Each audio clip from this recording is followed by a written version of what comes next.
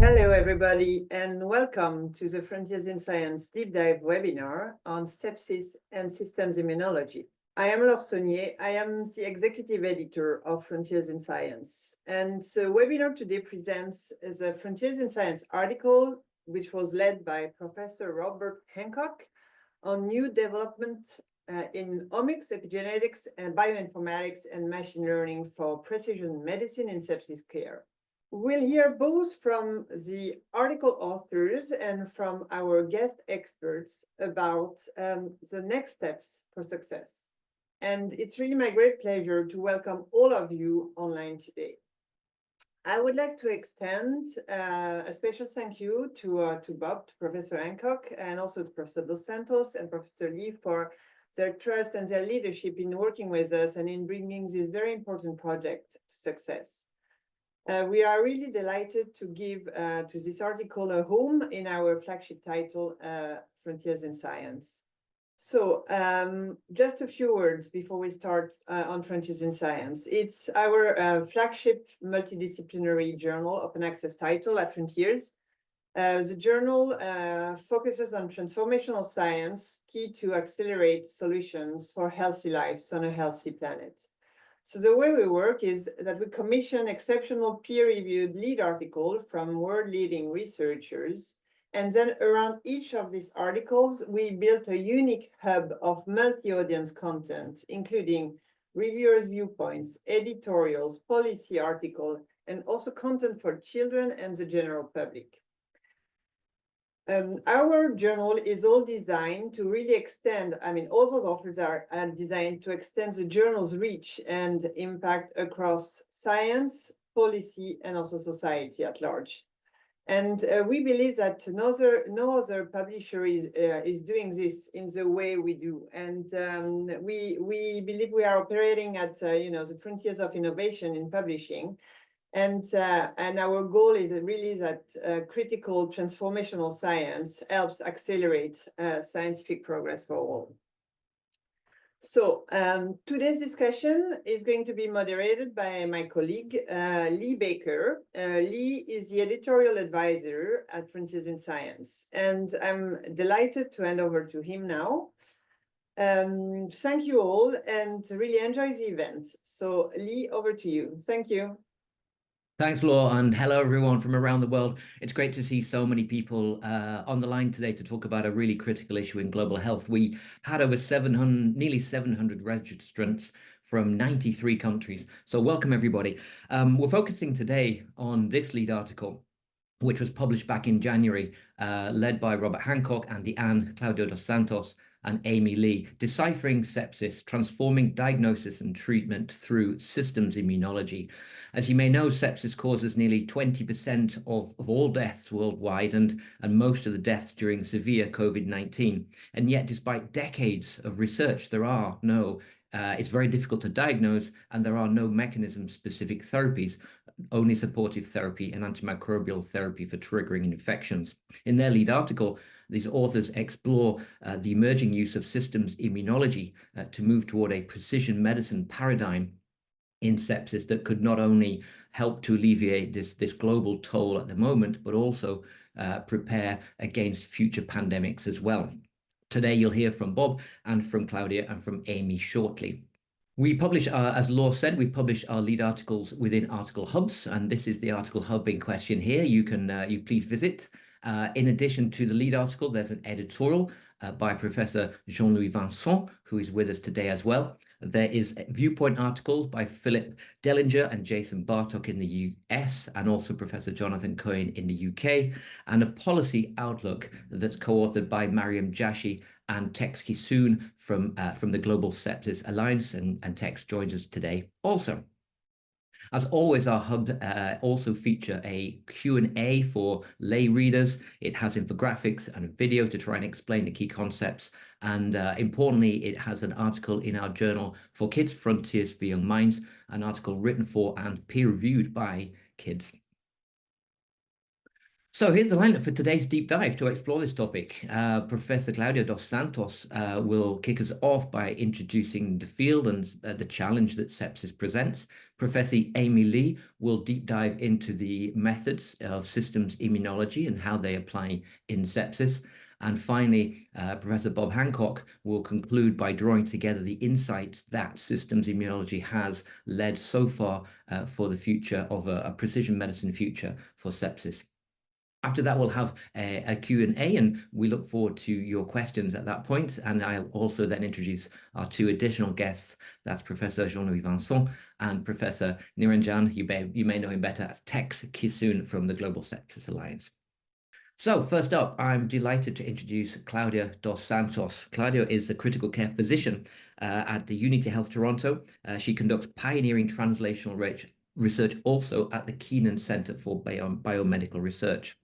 Our research integrates patient-focused research and in vivo and in vitro analyses as well, aiming toward molecular care in sepsis. Among her projects, she leads PREDICT, a program advancing precision diagnostics and AI in critical care, and Ariadne, developing personalized RNA treatments for use in sepsis and pandemic readiness.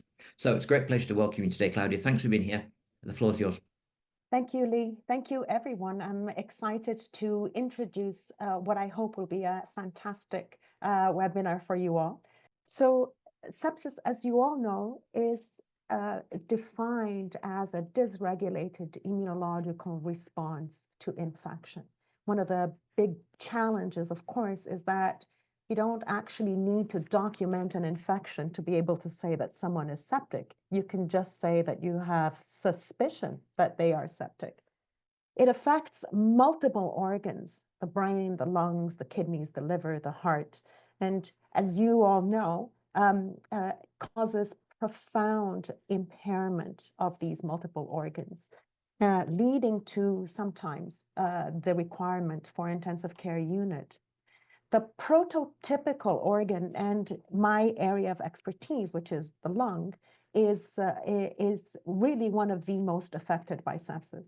Acute respiratory distress syndrome can occur in any situation where there is an infection. And what you see in these patients at the macromolecular or at the organ level is a profound development of non-cardiogenic pulmonary edema or exudative edema that requires very often the intervention of life support and the requirement for mechanical ventilation and admission to an intensive care unit.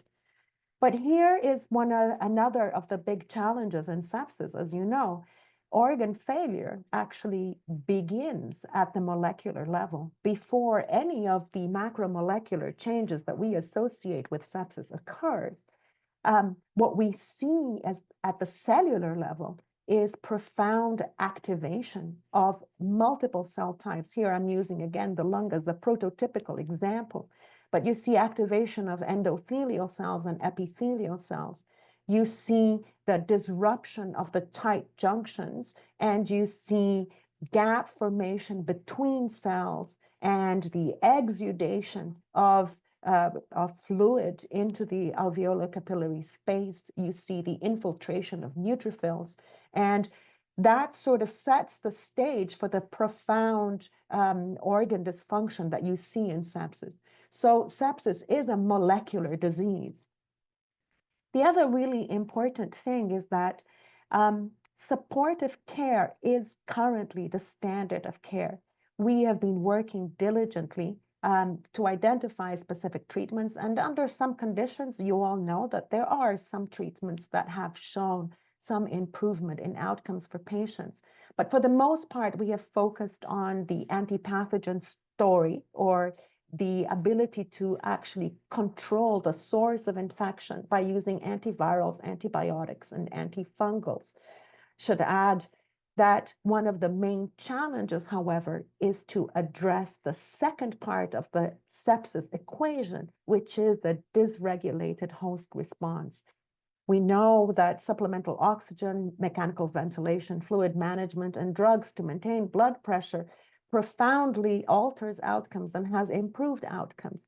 But the search for specific treatments that can reconstitute immune homeostasis is one of the major goals in sepsis research moving forward. I use here the example of the COVID virus because we all lived through it and we understand the enormous burden of human suffering and the enormous economic and cost of a dysregulated immune response to one specific virus. To illustrate the point that time is of the essence when we're dealing with sepsis. It is a medical emergency, and controlling the source and reconstitute immunological homeostasis is an emergency. We know from what happened during COVID that delays in the diagnosis and in the treatment of managing a dysregulated immune response to infection can cause profound human suffering and profound economic and personal costs to the healthcare system.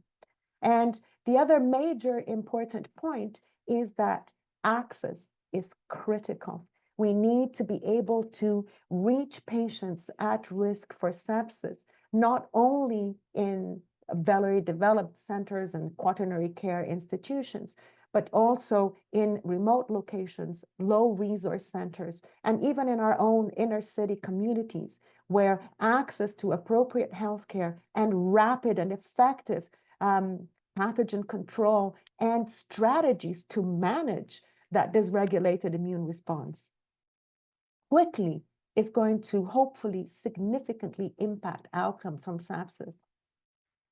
The challenge, however, I don't have to tell you all, is that every single patient actually responds differently and presents differently.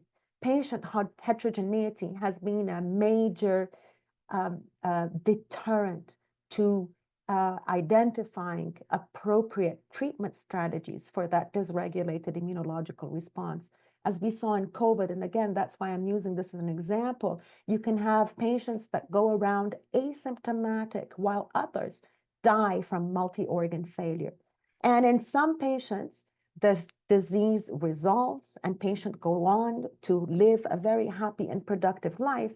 And in other patients, they have chronic sequela and go on to have all kinds of problems following the development of sepsis. So being able to identify those patients that are likely to go on to have severe manifestation of the syndrome and stratify them to specific therapeutic strategies that helps them with their specific molecular defect is one of the critical challenges that we are trying to address using systems immunology. Thank you very much. Thank you very much for that terrific introduction to the challenge, if you like, setting a great scene for the foundational problems which we're going to explore solutions to today. Our next speaker is Professor Amy Lee. Amy is Assistant Professor in the Molecular Biology and Biochemistry Department at Fraser University in Canada. She's a leading researcher in neonatal immune development, neonatal sepsis, antimicrobial resistance, and bacterial genomics. Her work applies cutting-edge systems biology approaches, including machine learning applied to transcriptomic data, to investigate dynamic interactions between immune responses. So, welcome, Amy. Over to you. Thank you, Lee. So, as we've heard from Dr. Dos Santos, and we also discussed in our article, sepsis is a very heterogeneous disease. And, to really understand molecularly what goes on in sepsis, we need a holistic approach, which is systems immunology. So what is systems immunology? Well, systems approach is a holistic strategy for understanding how a complex set of interacting components work together. Now, one foundational aspect of systems immunology is using innovative technologies that can extract as much information as possible, especially from limited clinical specimens. And on this slide, I'm just highlighting some of the systems immunology workhorse. And, predominantly our goal is to analyze from a genome-wide information using diverse omic technologies that can include things like genome-wide association studies using DNA sequencing, transcriptome analysis that can analyze message RNA, but also other non-message RNA such as microRNA and long non-coding RNA. We can look at proteome through proteomics, metabolomics, and as well as epigenetic information and lipidomics. So these techniques can be applied on both bulk samples or at the single cell level. Now, with these large data sets, we also need advanced computational and statistical analysis to gain insights. And you can think of this as three general ways that we can look at each individual omic data set.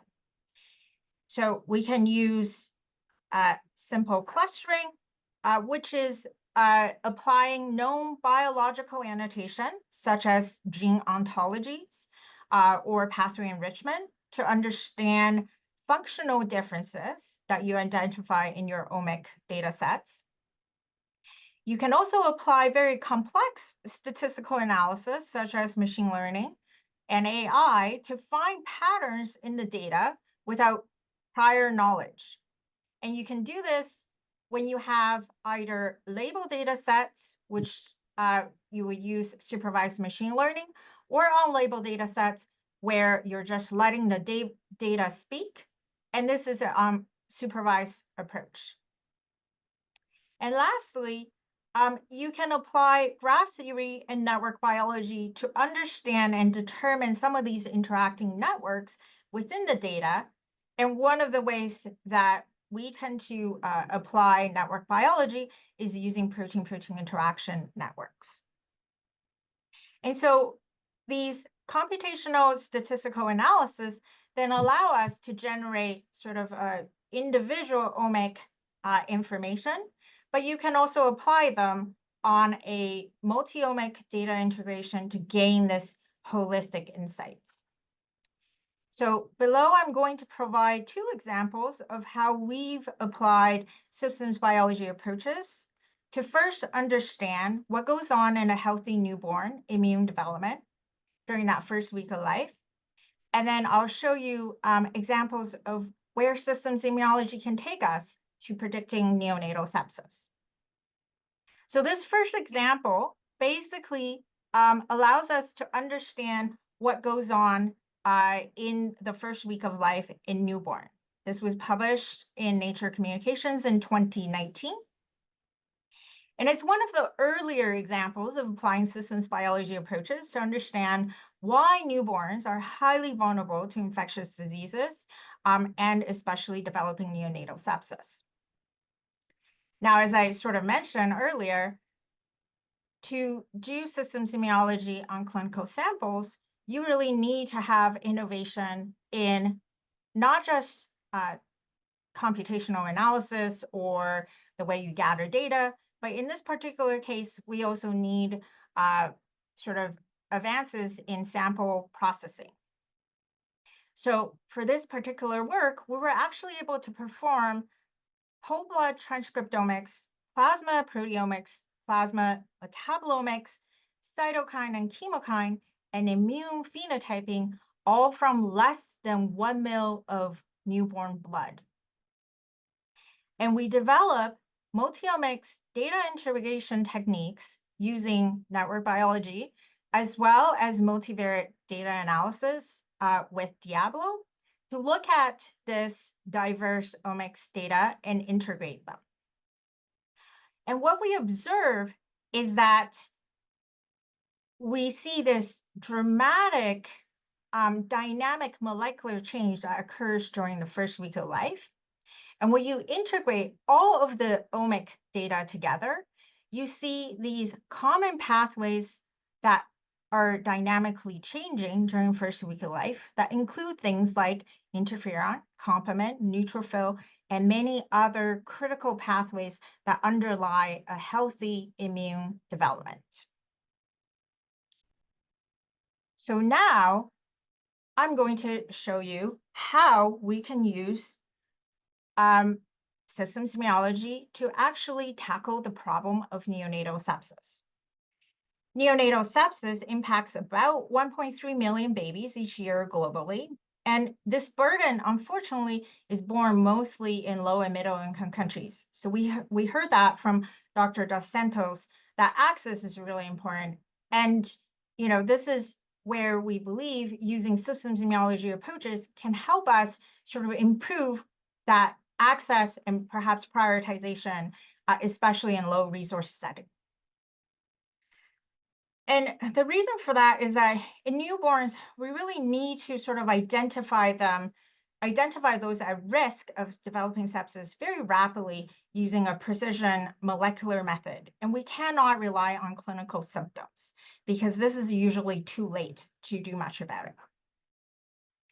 And this work is unique in that it's probably one of the first work that collect samples before the newborn show any clinical sample.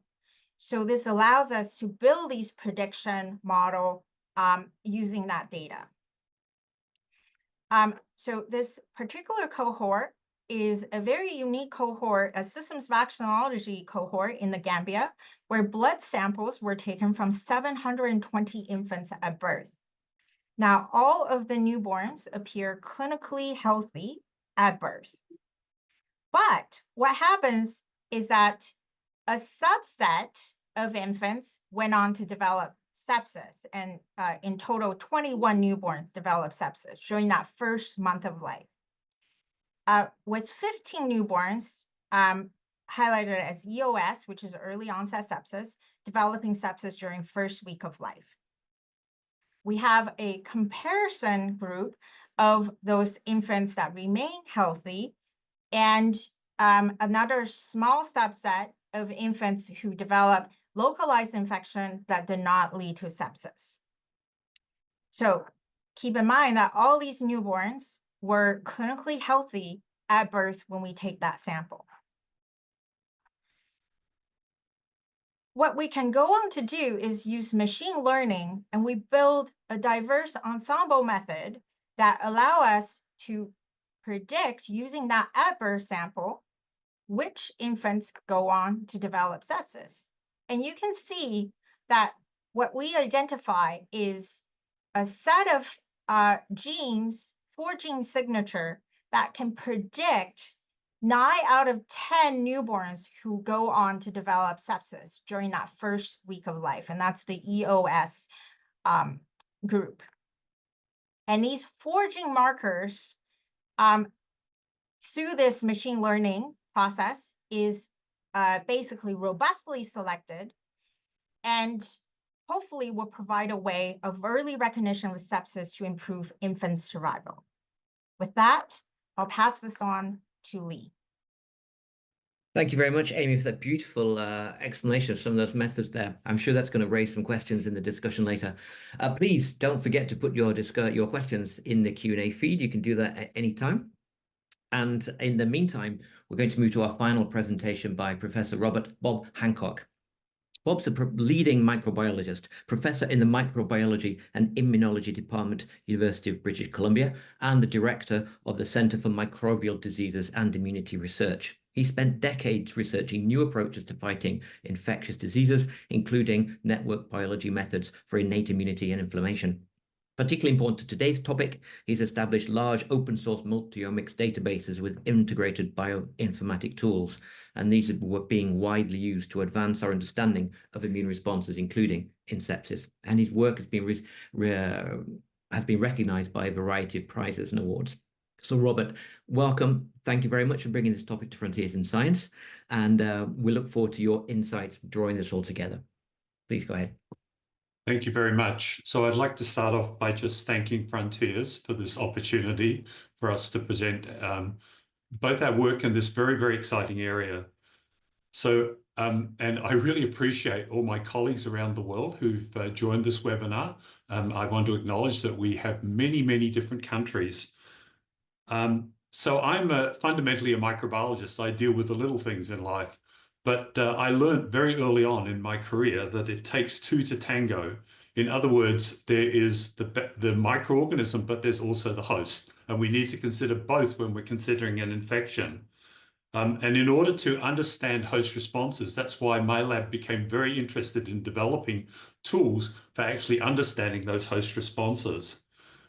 Now, a number of you who are listening are students, and many people from resource-limited areas.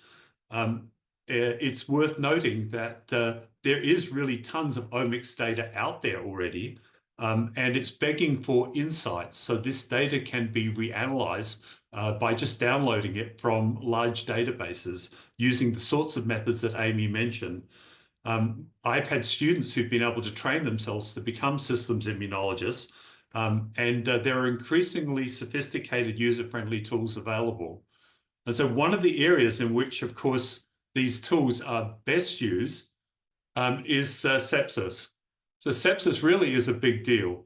And this has been mentioned before, but just quickly, 49 million cases worldwide every year, according to an investigation of 2017, 11 million deaths per year, which is 1 in 5 deaths on this planet. It's the #1 cause of death in hospitals, it's the #1 cause of hospital readmissions. So even if you're cured from sepsis, you still have issues. It's the #1 healthcare costs, and it's been estimated that 80% of deaths could be prevented if treated in time. Importantly, and our article discusses this in more detail, 100% of all pandemic-related deaths are due to sepsis, including, of course, COVID-19. So this is a very, very important problem that is begging for solutions. Basically, a delayed diagnosis of sepsis basically is really impactful. So typically what happens is described across the top here, where a patient presents to an emergency room with an illness. And based on symptomology, the clinician might suspect sepsis and collect blood. In our experience, it's about 30 to 50% of patients who actually will go on to sepsis. But it requires an average of 13 hours before there is definitive diagnosis. And these, because the symptoms are non-specific, treatment is delayed, such as the sorts of things that Claudia talked about. This results in poor patient outcomes, ICU admission, and 22% of all people die.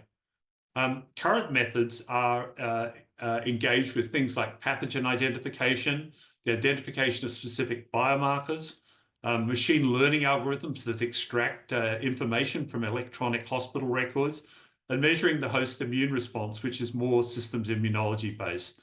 And the first three basically have about 50% accuracy when that patient first presents to the emergency room. In other words, it's like flipping a coin. Heads they have sepsis, tails they don't. Okay, and the critical reason this is important is that for every hour that sepsis goes undiagnosed, there's an increase in the mortality rate by about 8%. So the penalty of not having a prompt diagnosis is extreme. And it's required that you have this diagnosis in order to institute appropriate therapy. As I mentioned, these early markers and diagnosing infection only have about a 50% success. So machine learning methods can actually drive sepsis discoveries. And I've just sort of outlined a couple of things that we're able to do that are described in much more detail in the actual review, but this is our own data. So the first thing is that the machine learning can result in the ability to diagnose sepsis in a timely fashion to speed the medical response. So we acquired 572 patients from 4 different continents and performed on them blood RNA-seq in a central facility. We found 11,000 genes were expressed, and then we used the type of AI method that sorts out genes that are typical of patients who have sepsis from these 11,000 expressed genes to find ones that were maximally different between patients who had sepsis and patients who did not have sepsis. As it turns out, we actually use also some a priori assumptions about the type of immune deficiency that is involved in causing sepsis. And this, we came up with a sepsis signature. So this signature can now be used with a simple test called polymerase chain reaction, or a point of care type of device to accurately diagnose sepsis and organ failure within 1 hour. And the algorithm that sorts out these curves that you see, which are CT progress curves from polymerase chain reaction, uses a type of AI called XGBoost. At the same time, because we have so many patients, we can start to get to grips with the heterogeneity that is occurring. And so we can use now a k-meioids clustering methodology called a type of AI to separate patients into endotypes, which is shown in the bottom right-hand corner. And what you can see that we identified 5 different endotypes. And I think you can see that these endotypes have differential severity, differential intensive care unit entry, and differential mortality. And they tend to occur in these clusters, so the red things represents overrepresentation. And that's also performed by a type of clustering methodology called Lasso AI. So this is now data looking at the diagnosis of sepsis in clinical samples. So there are basically 3 methodologies, 2 of which have now been approved by the FDA. One is called Septicite Rapid, and it uses that little apparatus over on the right-hand side where it can analyze the isolated blood in order, isolated cells, RNA from blood. And it has a fairly low AUC, which is an overall record of the sorts of how accurate that particular test is. Our own test is called the CR signature, and we've got a paper that should be coming out very soon in Nature Communications. And you can see that this is much more accurate. Importantly, these tests do not measure severity, because in a bunch of patients, half of whom had stage 3 or 4 cancer, in other words, very severe disease, still were not diagnosed by this particular test. And critically, the sepset signature on now 3,000 patients that we've studied has about 92% sensitivity. In other words, it correctly calls sepsis 92% of the time. There's also another test called the Inflammatics Triverity Illness Test. That also uses a point of care device shown over on the right-hand side, and it now sorts patients into 5 groupings, and has somewhat lower also efficacy, and only works in a subset of patients. So on the next slide, it's important to understand this issue of heterogeneity, because it can drive personalized medicine. And heterogeneity is driven by a lot of different things. There are host factors such as demographics, age, sex, and ethnicity, comorbidities, genetics and epigenetics, the types of therapies that are given to those patients when they first arrive in hospital, and also the patient's underlying microbiome. And there's also syndromic factors, including the causative pathogen, which can be bacteria, viruses, fungi, or even, I guess, parasites, the site of infection, the disease progression stage and trajectory, and currently unknown factors. And this results in heterogeneity. So the way we can sort this out is using clustering methodologies. So we take this heterogeneous group of sepsis patients that differed by all of the factors I just mentioned, and we can use clustering methodologies to cluster gene expression patterns into 5 different endotypes.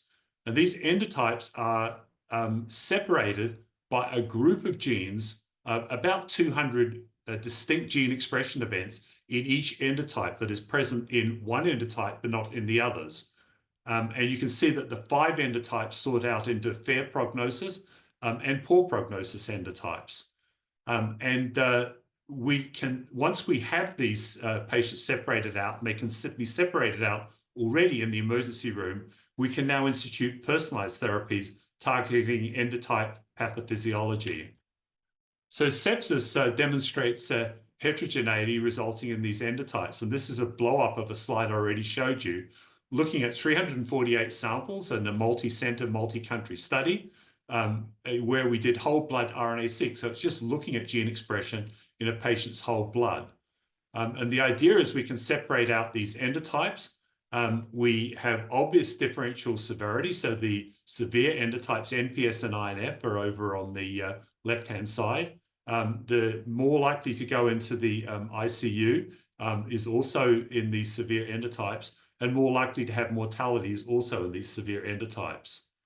So what this allows us to do, because we have about 200 gene expression events that affect each of the endotypes, is we can start to look at what pathways are found in the 200 unique genes for each endotype. And so in the poor prognosis endotypes, it's really interesting that they're almost diametrically opposed. And this is why it's been hard to sort out what's going on in sepsis. So this NPS endotype is a neutrophilic suppressive type of endotype. So it's an immune suppression type of endotype. And this INF is an inflammatory endotype. So it's more like an immune hyperstimulation endotype. So because they're these diametrically opposed endotypes, you really need to start to sort these out, because you don't want to suppress immunity in an NPS patient, and you don't want to stimulate immunity in an INF patient. And when we look at, when we take the gene expression responses, we can actually use systems immunology methods that are described in our review to identify repurposed medicines that can be used to treat that particular endotype. And an example is for the NPS endotype is dexamethasone, which is a steroid type of treatment that has been used in sepsis, but doesn't seem to work in every patient.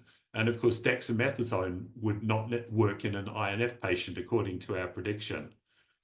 And then the other thing is we can also now start to use 2 gene subsignatures that predict which endotype a patient belongs to. So this now allows us to personalize therapy for the first time in sepsis, a major area of human medicine. So interestingly, distinct cellular process sepsis is not in one particular happening in one particular way. It's happening with distinct cellular processes at different phases. So just if you look over on the right-hand side, you see that the disease progresses at different rates and at different sort of velocities within each individual patient. So we can actually collapse those rates down into a sort of pseudo time where the peaks are brought together. So when we start to look just at 122 COVID patients, where we looked at what happens at day 1 after the patient enters hospital, and then what happens at day 7, what we see is that there's a massive COVID-specific response very early in the process. And this, of course, is more like an antiviral response, like interferons and such like. But over time, we see a strong convergence such that at day 7, there is no difference between COVID-19 sepsis and all-cause sepsis or non-COVID-19 sepsis. We can also use these pseudotimes to now look at, and you can see the pseudotimes where we see these the SOFA scores, which is a measure of organ failure, where we see mild, moderate, severe, critical, recovery, and discharge, to start to analyze gene expression events at different phases. And this allows us to now start to predict specific therapies for specific phases. So you would not want to treat a moderate patient the same way you might want to treat a severe patient, and the same thing for recovery patients. And this sort of shows you why, is because you see distinct cellular processes. So these are progress of pathways that you see in sepsis patients as a function of these pseudotimes, or the phase of the patient is in. And you can see that there's very different trajectories of these different molecular events such as platelet degranulation, a form of hemostasis, interferon signaling, a sort of viral antiviral responses, interleukin-1 signaling or inflammation, heme biosynthesis, another hemostasis pathway, immune regulatory interactions, and class MHC1 antigen presentation. And we can actually start to get to grips with this and really come up with distinct diagnostics and distinct therapies for these phases. Early diagnosis is really critical to patient management, and systems immunology is key to finding early diagnostics. Understanding sepsis heterogeneity will allow us to for the first time to treat patients individually, so we can design treatments that act against the real problem in sepsis, which is the specific immune dysfunction that drives sepsis. Sepsis changes over time, and it's likely it requires stage-specific therapies. The most extreme pathologies associated with pandemics reflect sepsis, and no matter what happens in the next pandemic, sepsis will be likely the cause of death in individuals. So to my view, basically, understanding and treating sepsis is perhaps more important even than understanding the pathogen driving the pandemic. And then lastly, I didn't get to talk about this, but it's covered in our review. Post-sepsis, also called long COVID in the COVID area, afflicts patients even after resolution of sepsis. So the sepsis immune dysfunction is driving disease for a long period of time. And thank you very much for your attention today. Thank you very much, Bob. Perhaps we'll come on to a couple of those issues in the discussion. Thank you so much for drawing together the insights from a complex review on a complex topic. So we're going to move now to a panel discussion, and please keep your questions coming to Bob Hancock, to Claudia dos Santos, and to Amy Lee. And in addition, I'm delighted to invite two more panelists to join us as well. First of all, Professor Jean-Louis Vincent, Professor of Intensive Care Medicine at the University Libre de Bruxelles in Brussels, in Belgium. Jean-Louis, as you may well know, is a world-renowned figure in the field of intensive care medicine, celebrated for his research into critical care, various aspects of critical care. He's also shaped education and training for decades, partly through his textbooks, which are reference sources in this field, and also the congresses and his presidency of the International Federation of Societies of Intensive and Critical Care Medicine and others as well. I'm delighted to welcome him. Jean-Louis provided the editorial that accompanies the lead article in the article hub at Frontiers in Science. And also Professor Niranjan Tex Kissoon. Tex is he authored the policy outlook together with Mariam Jashi from the Global Sepsis Alliance. He's Professor of Pediatrics and Surgery at the University of British Columbia in Canada, actively researching in sepsis and severe infections in children, in particular in lower income regions. Also former president of the Pediatric Critical and Intensive Care Societies. And as I mentioned, he's now currently the president of the Global Sepsis Alliance, an organization of 120 member countries aiming to provide global leadership in this space. So welcome to you both, and thanks to everyone so far. Perhaps, Tex, if I could come straight to you. Your research in particular is, of course, you're focused on children, you're a pediatrician, but also you have a strong interest in the management and the improvement of care and capacities in lower income regions. Could I ask you to start by going almost back to the top? Why is sepsis such a challenge to provide such a health burden in lower income regions? And what are the specificities of the challenges in those regions?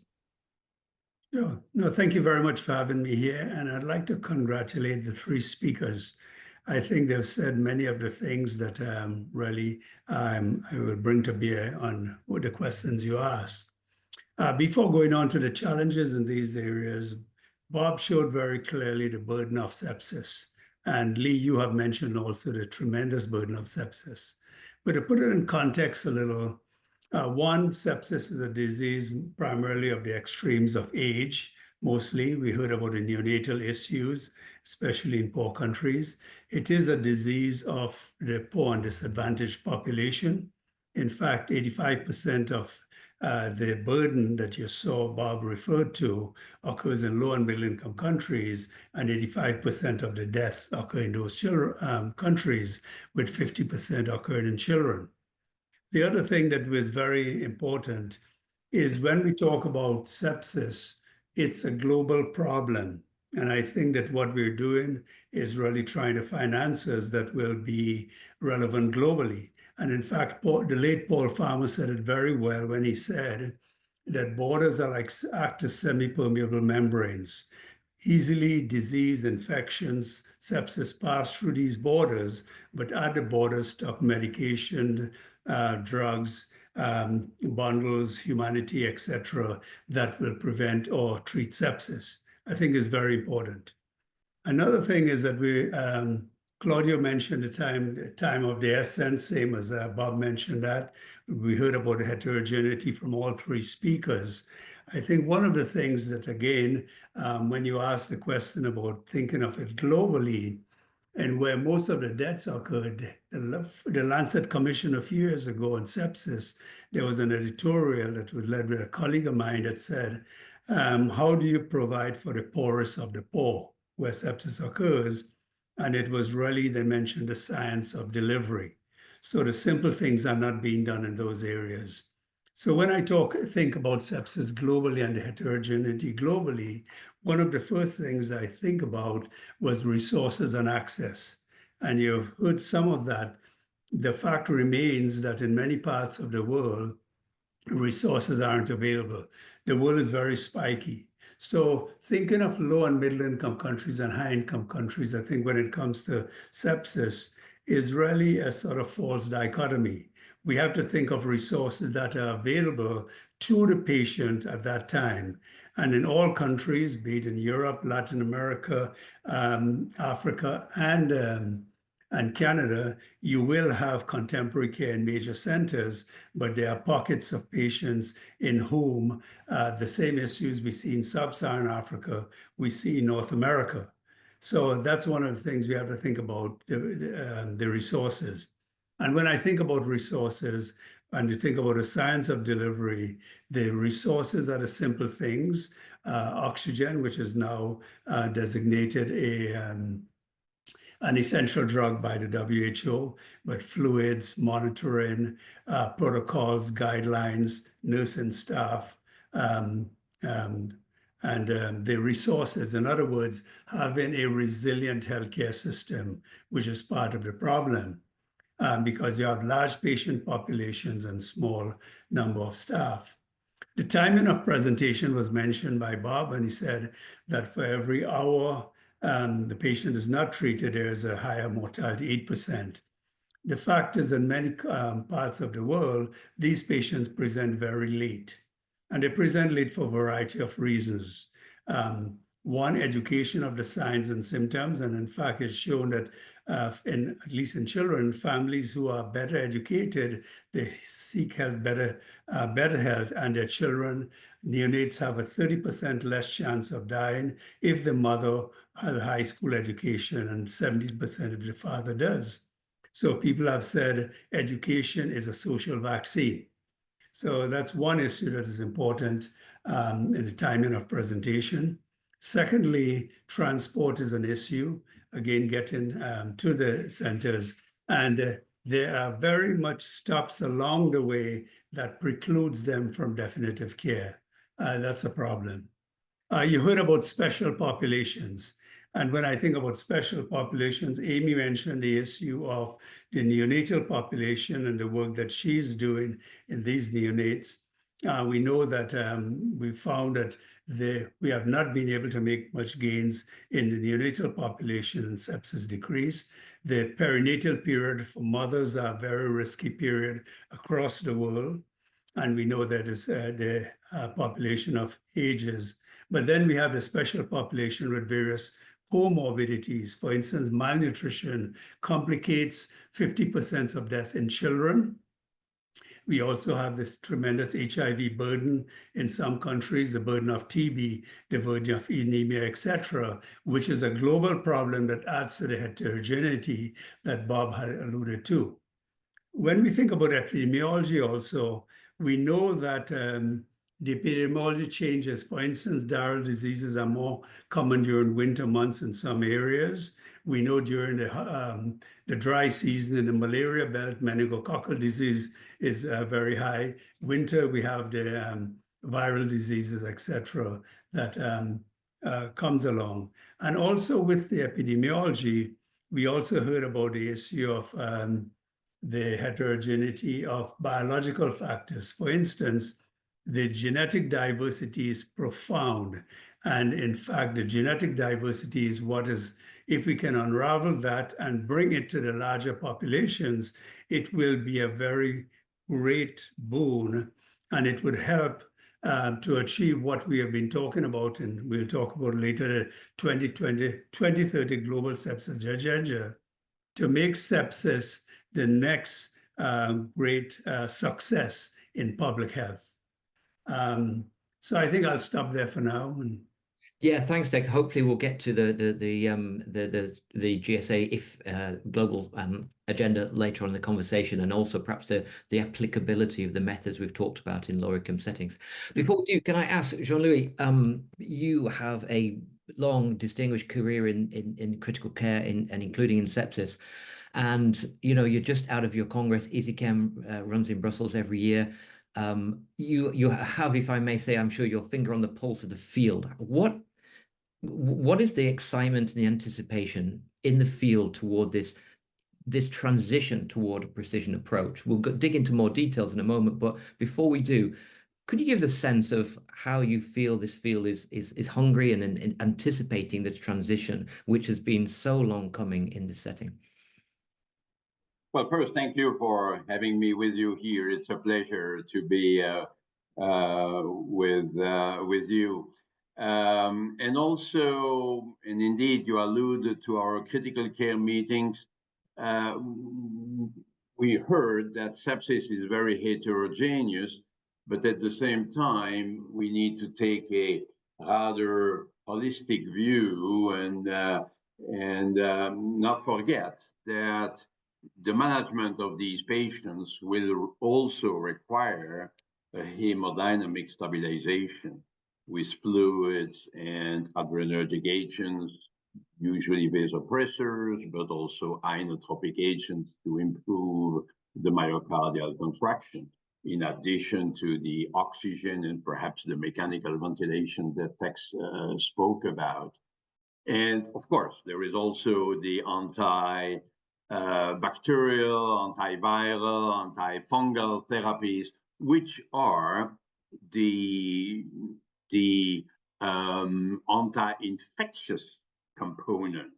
We tend to separate sepsis and infection. Otherwise, we don't need two different words. Sepsis is the most severe form of infection, and the management will be based on three elements: anti-infectious strategies, hemodynamic stabilization, and then indeed the third component that you are stressing now, which is what I would call the modulation of the host response. Because indeed, sepsis is a dysregulated host response. In nature, the animal which becomes very sick from a severe infection will actually either get rid of the problem quickly and survive, or the animal will die. But the animal in the nature has no intensive care unit to go to, and no prolonged management in the form of organ support. So sepsis, although it was already described by the ancient Greeks, by Hippocrates and his colleagues, sepsis in Greek means putrefaction, after all. But the real modern aspects of sepsis have been uncovered only maybe 60, 65 years ago. It's in the 80s, 1980s, that we started to better characterize sepsis and try to unravel its various elements to better understand it. Now, as you say, we have tried to modulate the host response with many strategies during these decades with the idea that we should find sepsis therapies, new forms of therapies that we would give in addition to the antimicrobial agents. And that was really foolish, but you know, we were doing it in part under the pressure of the industry, as the pharmaceutical industry wanted to develop products that could be used very widely in many, many patients around the globe. And this was a mistake, because some of these strategies may indeed have helped some patients, but at the same time, they may have hurted some others. And it has been difficult in this very heterogeneous environment to separate those who benefit and those who are harmed. And so in recent years, we emphasized the need to develop not only a phenotype, which is sepsis, but subphenotypes, which could better characterize the host response and therefore find the right intervention at the right time.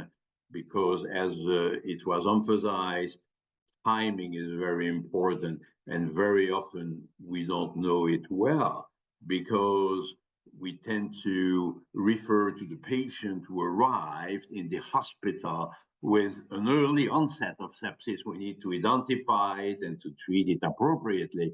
But there are many patients who have been sick at home, and they may have received antibiotics at home, and they got worse and worse, and finally they got to the hospital with advanced, prolonged sepsis. And we don't know exactly when it started, because just by asking questions, the answers will not be very precise. And we need, therefore, and I think the talks we heard were very informative about this, we need to see where we are in a sequence of events, a sequence that may also vary from one patient to the other. Remember, some years ago, some of our colleagues wanted to simplify the field, saying initially it is SIRS. SIRS is just fever and tachycardia. Okay. And then it becomes sepsis. But that's infection plus fever. Well, it's still infection. Fever characterizes infection, and an altered white blood cell count the same. Well, yeah, but then it can go in septic shock. But it's not always such a progression. Sometimes the patient comes in with septic shock right away, and sometimes the course is a little more irregular, let's say, and we need to better characterize the patients with the tools we heard about, and that's clearly the future. And therefore, that's what indeed we discussed at the last meeting, but we have talked about it for a while now. The idea is to give vitamin C, not to all patients with sepsis, but with the patient having some deficit in vitamin C, and perhaps more pro-oxidative response than others. We worked on coagulopathy with activated protein C, which seemed to work. It seemed to be effective, and I believe it works. However, we had difficulties to identify at that time the right patient population. And more recently, we have worked on thrombomodulin, which is also a natural anticoagulant that works closely with protein C. And there we found that there was a strong signal in favor of a benefit associated with thrombomodulin when there is very severe coagulopathy. And that makes sense. You give a substance that will influence the microvascular response and the coagulation abnormalities. You need to give it to patients who present that abnormality. And so the corticosteroids, same thing. Don't give corticosteroids to all patients who look septic. Try to characterize the inflammatory response. And there are of course, some other mediators. I think you mentioned the TREM1 that could perhaps lead to specific therapies. And of course, with the help of artificial intelligence in the future, we will better characterize the patient profile and help the patient with a quite specific therapy. Now, it will be difficult to do it together with the industry. The industry wants to have big populations. They want to have many patients with headache to give aspirin to. But if you say, well, wait a minute, no, we need to give it only in this subgroup of patients, they may not like it too much. So we need still to have a sufficient number of patients in our trials to make everyone happy, if I may say so. So that's a real challenge that we have now. And also, and I will finish with that, when we try to better define the immune profile of the patient, this may change over time and quickly. So if you identify a pro-inflammatory profile, by the time you take your corticosteroids or your anti-TNF strategy to cool down that response, the patient may already be spontaneously in an anti-inflammatory phase. And the second element, there are two others. The second element is that there may be coexistence of pro and anti-inflammatory responses. And the third element is that we measure what is in the blood. But in the tissues, the host response may not be exactly the same.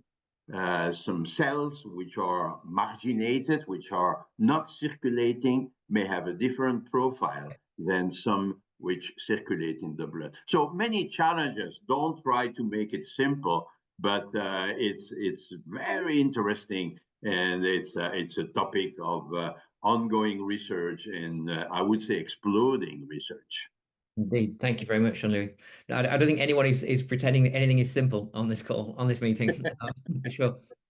Speaking of which, if we loop back toward the top, Claudia, we've had a couple of questions. I'm going to start with an overarching commented question from Yoram Vodovots. Yoram is in the meeting here, and we should acknowledge his role as the handling editor for this series. He's the field chief editor for Frontiers in Systems Biology out of Pittsburgh. So thank you for your question, Yoram. And your comment, Yoram points out that we have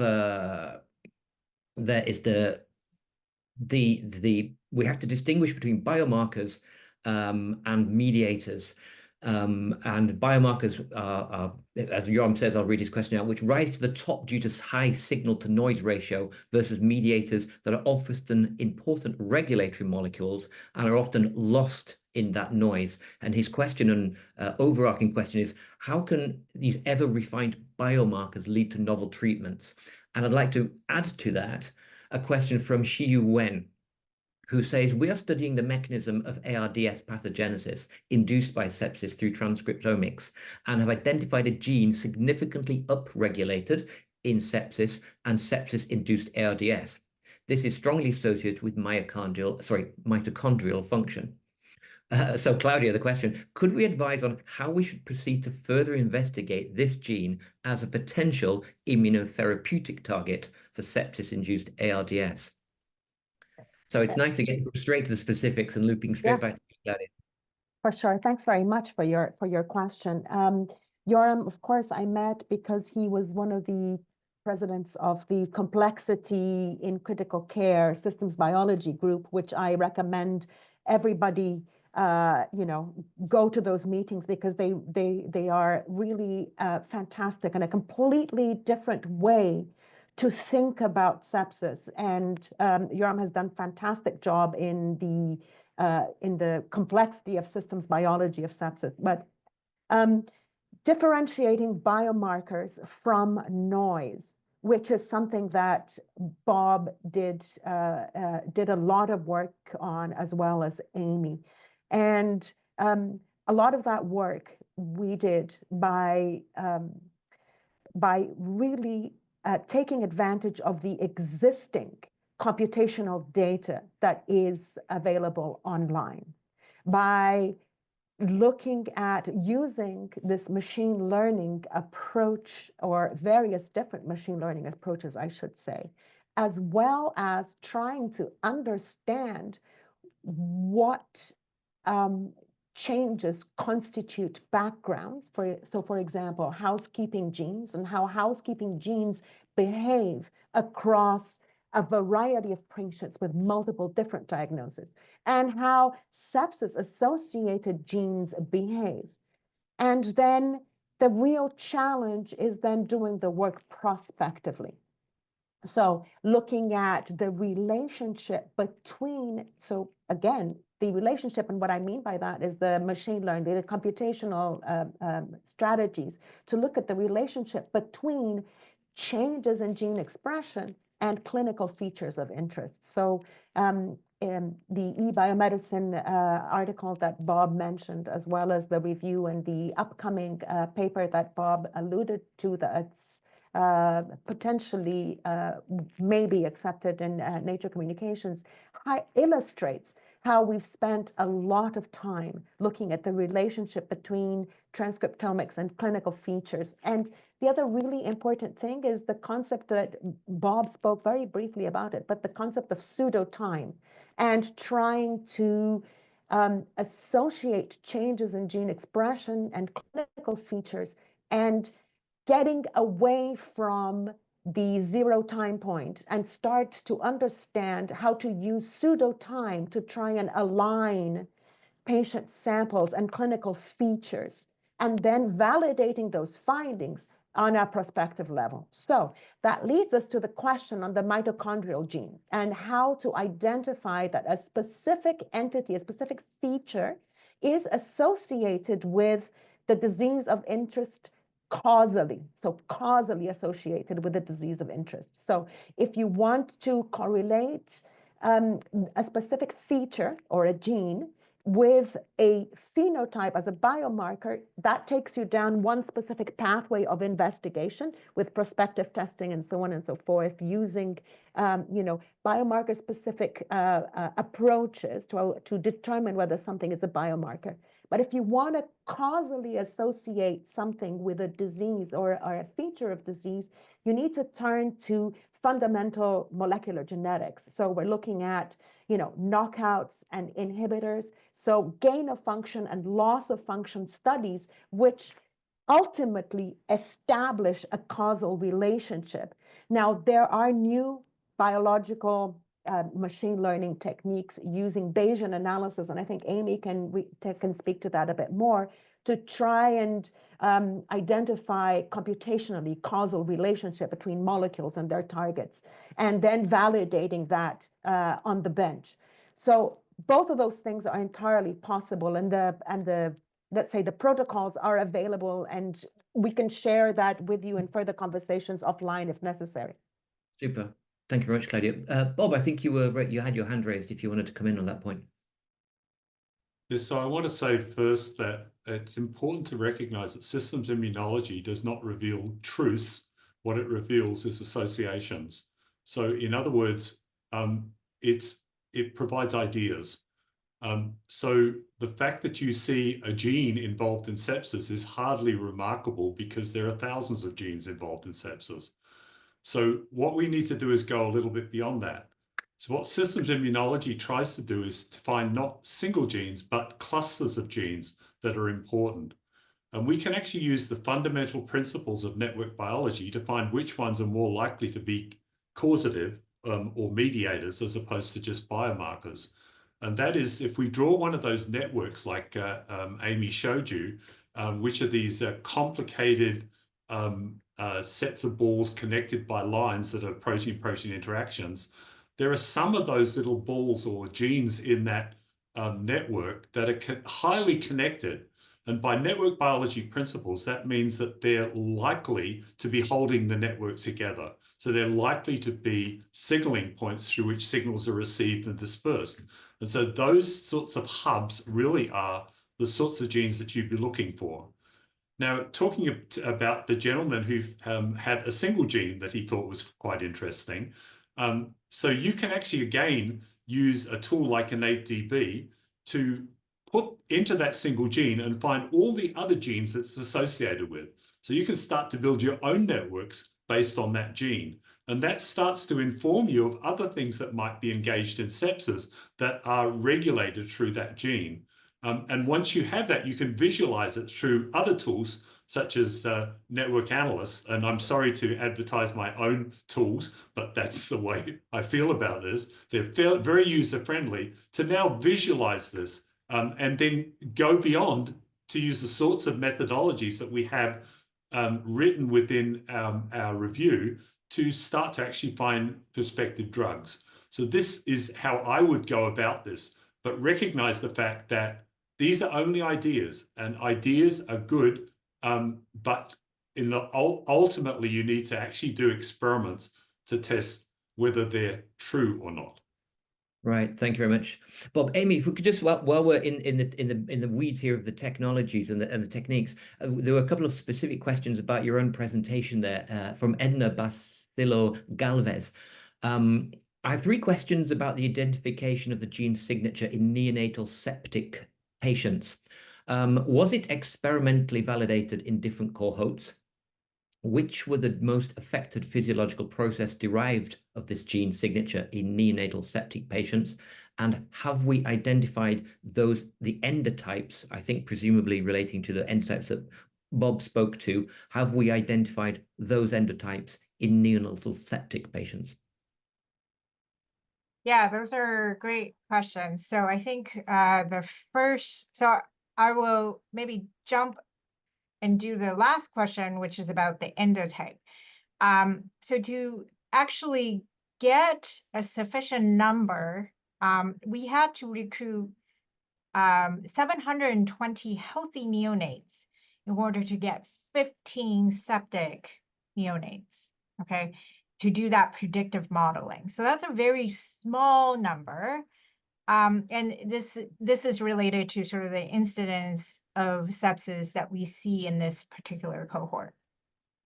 So to do endotype studies, and the endotype studies Dr. Hancock mentioned, required hundreds of patients, and those were done in adults, and they were done at symptom onset. So remember, these predictive biomarkers in neonatal sepsis study the infants all appear clinically healthy.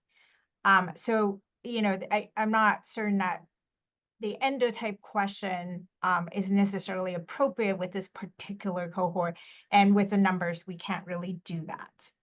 And so, also just with that number, our next step is to go on and recruit a larger cohort to sort of validate the signature. What we observe, interestingly, and this is a concept that Bob brought up, which is this cluster of genes, right? We're not sure we have a 4-gene signature, but really thinking about a biological process these 4 genes all sort of come from. It's related to heat shock and various regulatory processes. So that tells us fundamentally we're potentially highlighting and finding something that is biologically meaningful and moving potentially beyond just simple biomarkers, but a particular process. So hopefully that answers your question. Yeah, thank you very much, Amy.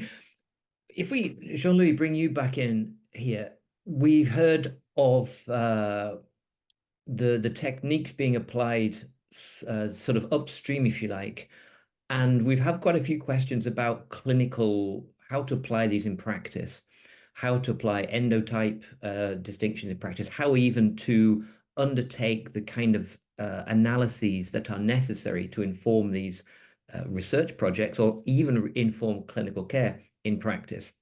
So from your perspective, how do you see the use of endotypes playing out in clinical practice?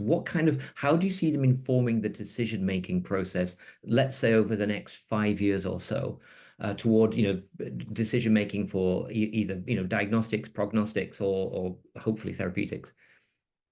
Yeah, I like the way you phrase it, because we may actually separate somewhat the biomarkers that could help us to recognize a particular clinical situation, and the markers that will help us to select the most appropriate form of therapy.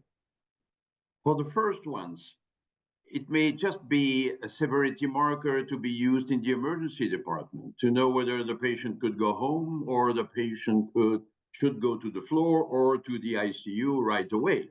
At 3 o'clock in the morning, the doctor on call in the emergency department may just be tired and can make errors like any of us. So we need to have more objective measurement.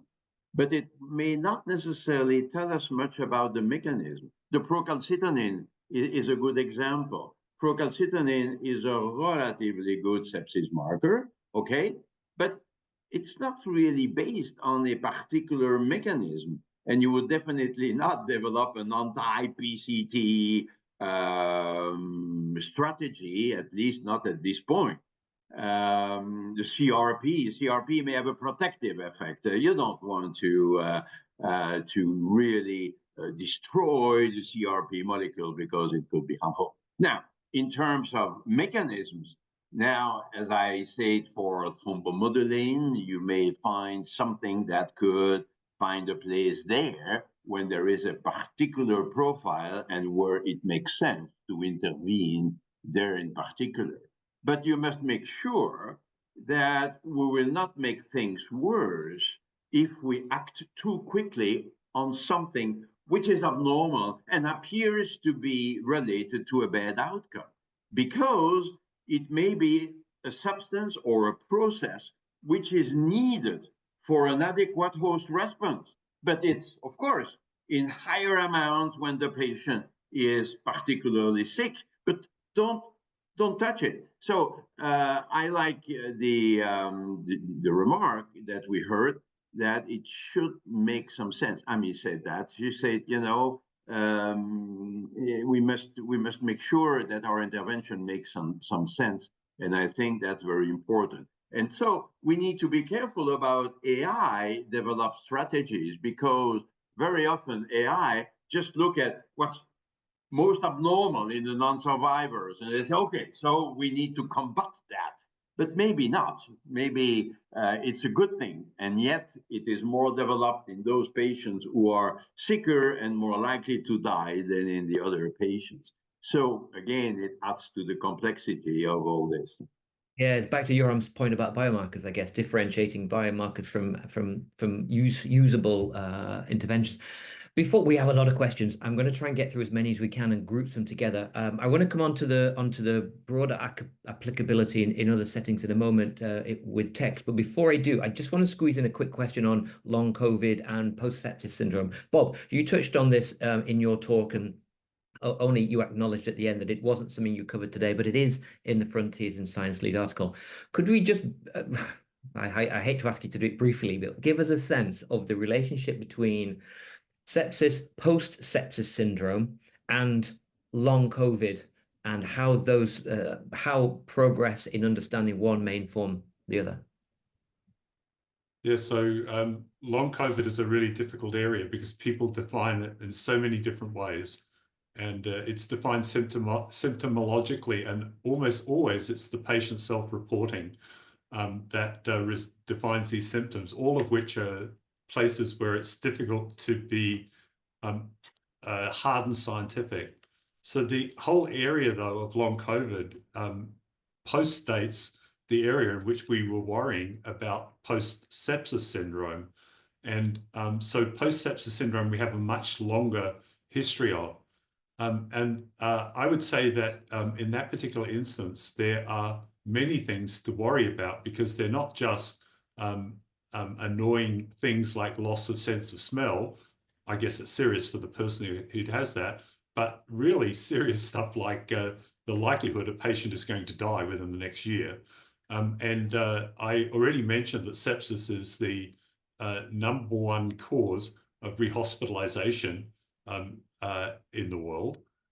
It's also a major patients who survive sepsis have a much lower life expectancy than nearly anybody who survives almost any other type of disease in hospital, including heart disease. So these are really, really serious issues. Now, ultimately, what we need to do is to do large studies, collecting large numbers of patients, and to obtain omics data.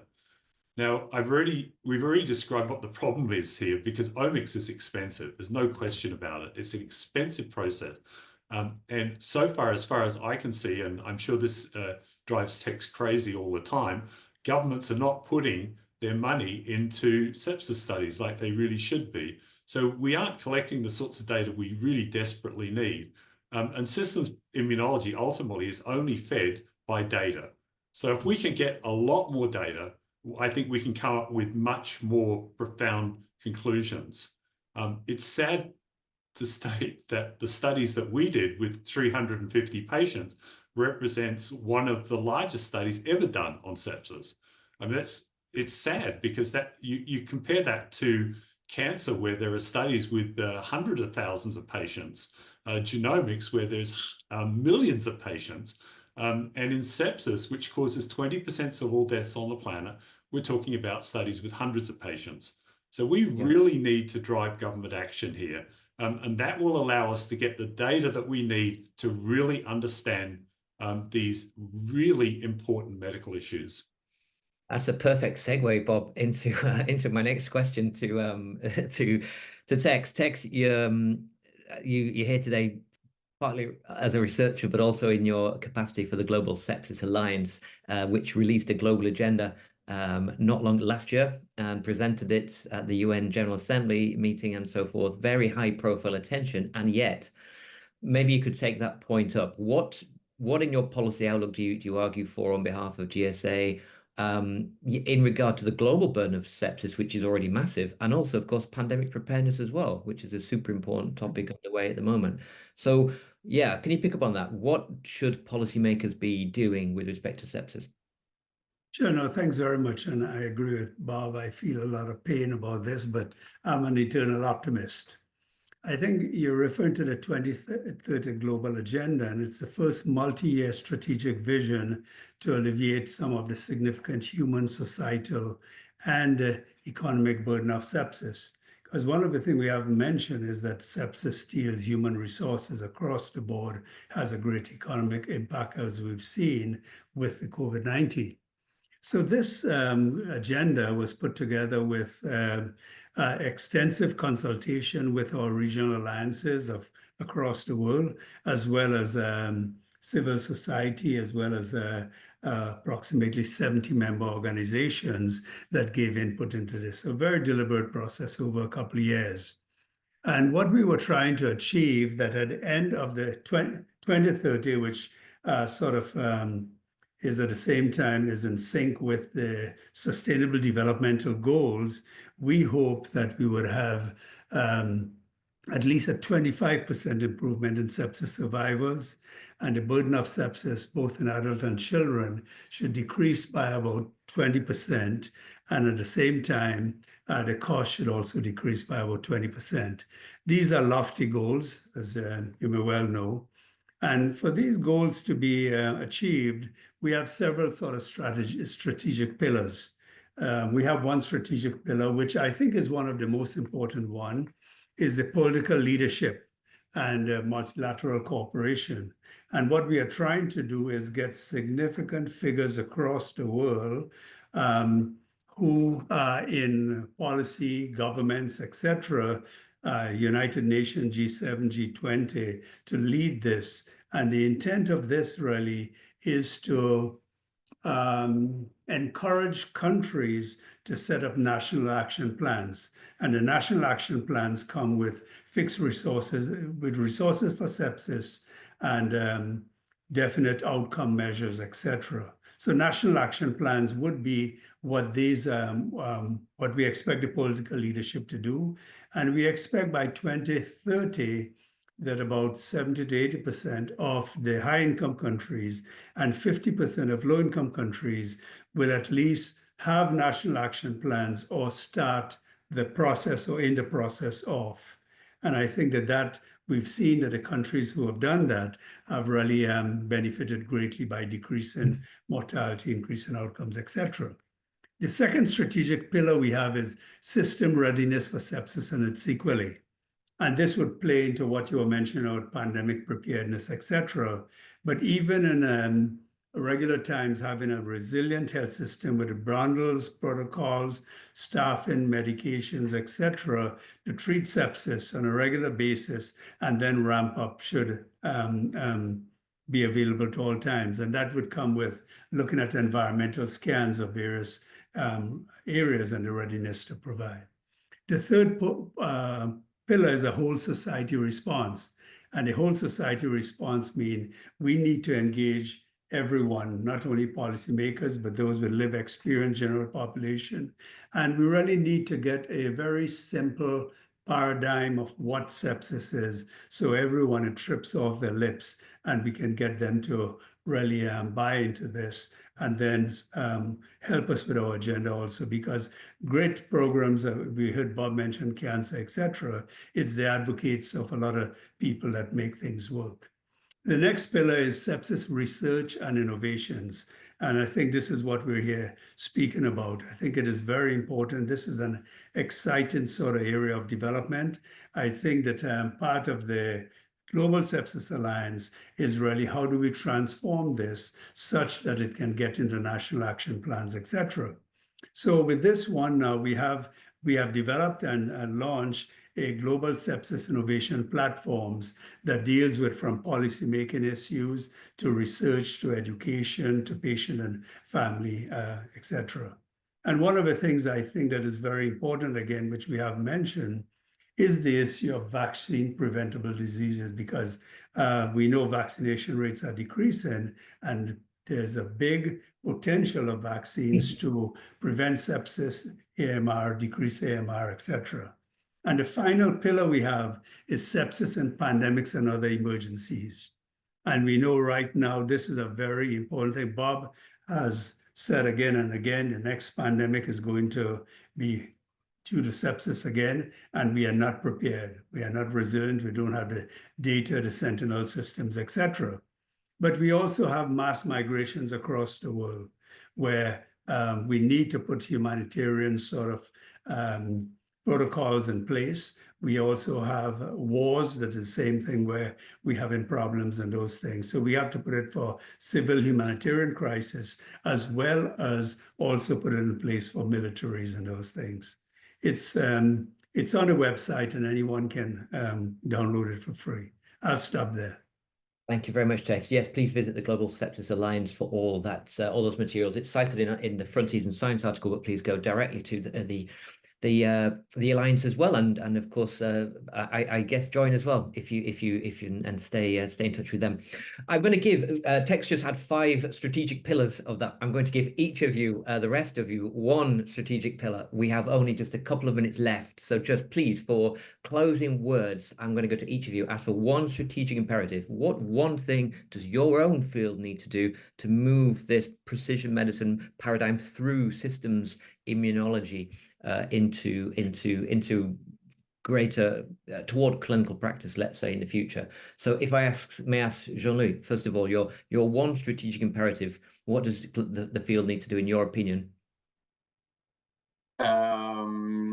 Better characterization of sepsis, and this involves a number of specialties: immunologists, infectious disease, critical care doctors, internists, anesthesiologists, and actually at the end, all doctors and many scientists who are not MDs, and policymakers and others will join in. So really, it must involve many different specialties, but we will make progress with the help of AI, as I mentioned a couple of times. We will definitely make progress. Thank you. I'll pick it up on that. Claudia, could you, you're saying your own strategic imperative, please? For sure. So I am going to follow up on Jean-Louis' idea. I completely agree. But, you know, being a simple critical care basic scientist, I'm going to make it very practical. I think we need annotated biological samples, clinically detailed annotated biological samples that can be shared worldwide. So an international effort to get these biorepositories with detailed clinical annotation and the multi-omics results from those studies open to everyone so that everyone can have access to the multi-omics data, the biological samples, and the clinical data that accompanies them. If we begin with a very practical goal, I think we would be able to move forward in this field. It's a beautiful concrete one. Amy, could I ask you, you were nodding there. You may want to agree or add to that, please. Go ahead. Yes, strongly agree with Dr. Dos Santos. You know, this has come up with my discussion with her and of course with Bob on we can only do so much with the current data that we have, and each of us is limited in the resource, right? So we have to join force. But I think one important theme that we'll add is that we can't work in silos. We can't work on our own. I think my lab is able to sort of do some of these machine learning simply because we have wonderful clinician colleagues like Dr. Dos Santos, you know, providing guidance on what is truly critically important. And so really working on this truly multidisciplinary team is incredibly important for pushing the field forward. Beautiful. And lastly, Professor Bob Hancock, you brought this topic to us, and if I could ask you to close out with your final strategic imperative from your side. Yeah, okay. My favorite show when my kids were growing up was Sesame Street. And in Sesame Street, there's an important character called the Cookie Monster. And you'll probably have recognized by now that bioinformaticists are the data monster. So we need data. This is what our food is. We have the methods for analyzing, but we need data. And so this data has to be gathered by international efforts. It's expensive to develop omics data. But once you have the omics data, it's available for everybody. Everybody can then instill their own insights, and they can come up with new ideas, file patents, develop companies, collaborate with their colleagues in order to try to produce something that will really shift the paradigm of sepsis. And believe me, in all areas of human medicine, this is the one that needs most a shift in the current situation. I believe that the future has enormous promise as long as you feed us more data. Fantastic. Okay, we're going to have to draw the conversation to a close there, I'm afraid. Please do visit the Frontiers in Science website to read the article we've been discussing today. You can continue the conversation on social media using the hashtag Frontiers Forum. Before we go, I just want to say a wonderful thank you again to Professor Claudia dos Santos at the University of Toronto, Professor Amy Lee at Simon Fraser, Professor Bob Hancock, University of British Columbia, Jean-Louis Vincent, of course, University Libre de Bruxelles, and Tex Kissoon. Thank you all very much, and I look forward to seeing you at the next deep dive. Bye-bye, everyone.